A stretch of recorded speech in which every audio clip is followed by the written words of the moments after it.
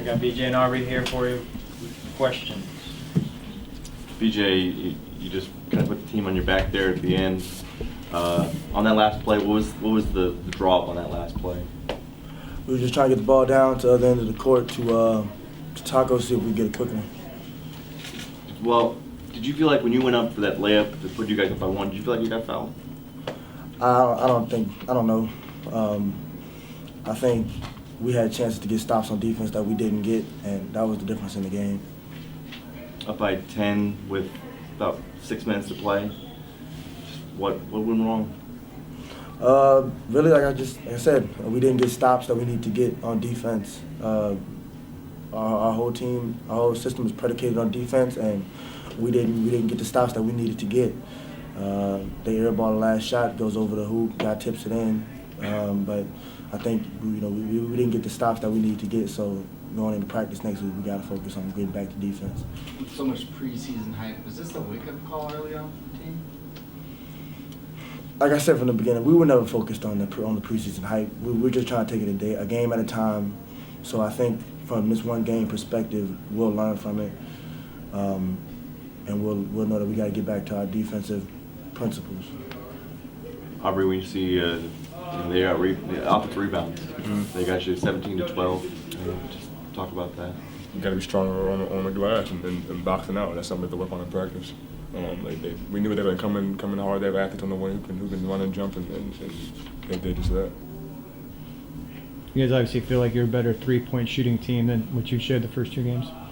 Yeah, for sure. We got some struggle behind the line, but I think they'll turn around for us. It usually averages out. What kind of lessons does a game like this kind of teach you guys so early on in the season?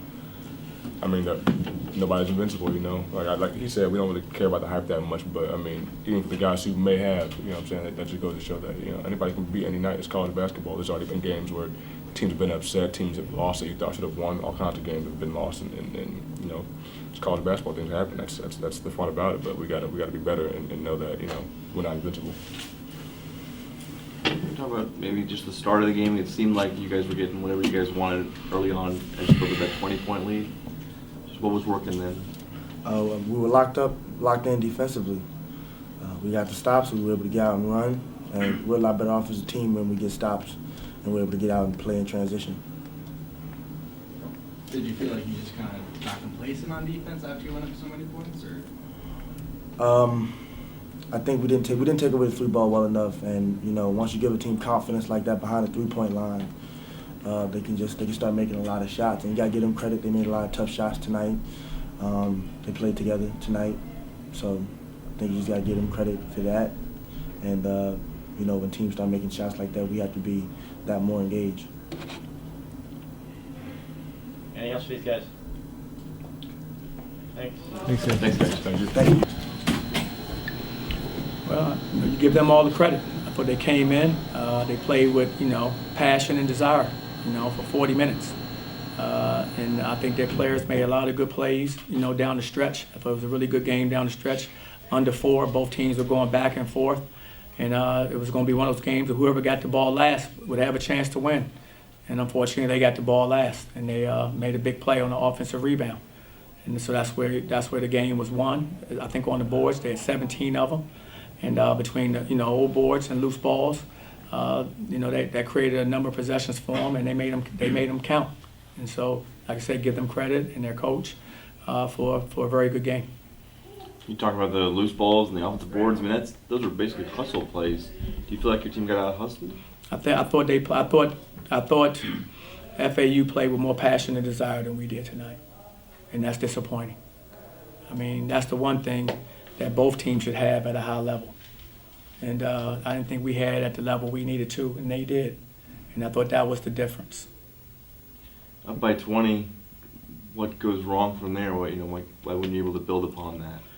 Well, I think for our team, we're still learning to try to have a killer instinct and what that means. What that means is you keep the foot on, you know, your pedal, you know, all the way mashed down. You know, you don't just let up. You don't let up off the gas pedal.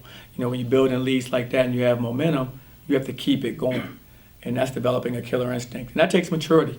Like, this team has never been in that position before. So some of it is they're having to learn, through these experiences. Unfortunately, some of these experiences can be tough, and but we're talking about those things and trying to show them exactly what that looks like. But they have to get out on the floor and be able to execute it.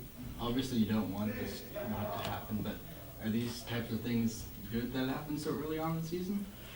Well, I mean, we have a lot of basketball left, and I'm very disappointed because I take them all very, personally. And but we have a lot of basketball left, and we have to get better. We have to know what we need to improve on. I think today's game it gave us a good example of what we need to work on. I mean, there are things that we can identify when we watch tape and we get together and talk about it and get back on the practice floor that we can make improvements in, and that's what we're going to do. What would you think of the offensive rhythm other than BJ late in the game? It didn't seem like anyone else could really produce. Well, toward the end of the game, and he's one of the guys that's going to help close games for us. So we're talking about under the 3 or 4 minute mark. I mean, you're going to go to your go-to guys, and if they have their good opportunities, they're going to take them. And he had good opportunities. So the things we called toward the stretch was things that involved him, and he had good looks and drives to the basket or shots. So he should take those shots, and other guys will be in those positions to play off of that type of situation and be in that position at times. But right now, it was he had it going, and there's no reason to slow him down. Are you frustrated by the lack of 3-point production here in the first 2 games? Yeah, I have been. We haven't shot the ball as well as I think we're capable of, and as well as I would like. Of course, I thought we've had some good looks, and that's something that I'm a little bit surprised. But it's part of it, like I said, it's new for some of the guys out there. Using my son, for example.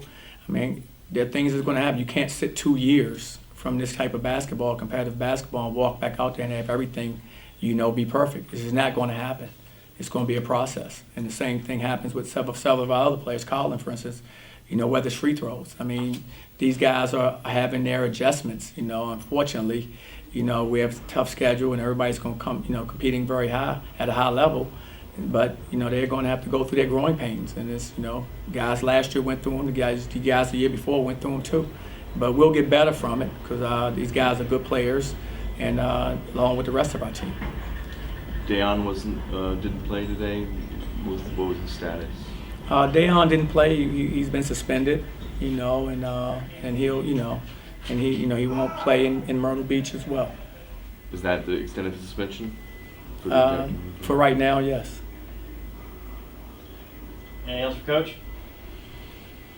Thank you. Appreciate it. Thank you, Coach. Coach. All right, guys.